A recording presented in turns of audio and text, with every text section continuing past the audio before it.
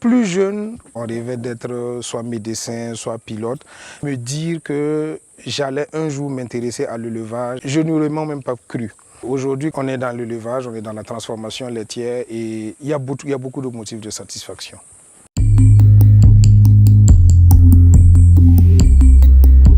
Je suis venu ici un jour trouver qu'on avait environ une cinquantaine de litres que mon oncle qui gérait la ferme à l'époque était sur le point de jeter. Et quand j'ai vu, ça m'a fait mal. Je me suis dit, on n'a pas besoin de jeter tout ça. Je vais essayer quelque chose. J'ai appelé à Ouaga pour qu'on me trouve déjà des bidons dans lesquels j'ai conditionné. Et quand je suis arrivé à Ouaga, j'ai juste fait une publication sur Facebook pour demander qui veut du lait frais. C'est 1000 francs le bidon. Peut-être maximum 2 heures, tout était fini. Et je me suis posé la question à savoir, mais pourquoi je n'en fais pas une activité vu que le besoin se fait sentir. Actuellement, nous sommes à environ une vingtaine de litres par jour. Mais il arrive des moments où on va jusqu'à 60 ou même 80 litres par jour. Et tout ce lait est transformé en lait frais pasteurisé, en yaourt nature et sucré.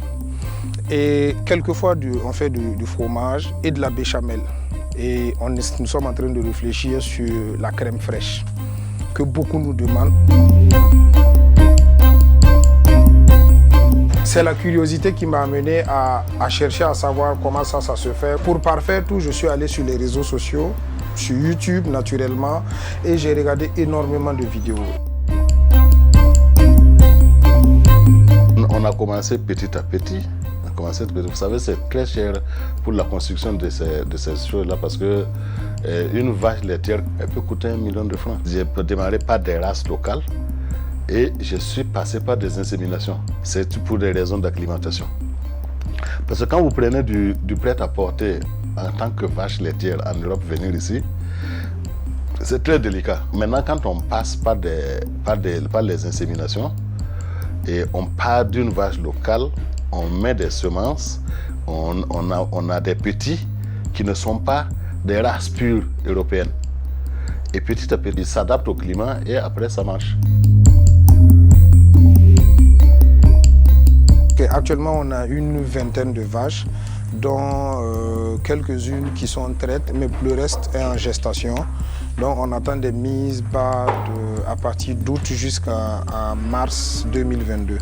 La traite pour le moment est manuelle, mais dans un futur très proche, on a acquis déjà une treilleuse, qui est la machine qui permet de traire efficacement. Donc bientôt, on va utiliser cette treilleuse-là et abandonner la traite manuelle. Une fois le lait pasteurisé, on le conditionne dans les bidons, déjà lavé et stérilisé. Donc il n'y a aucun contact manuel avec le lait.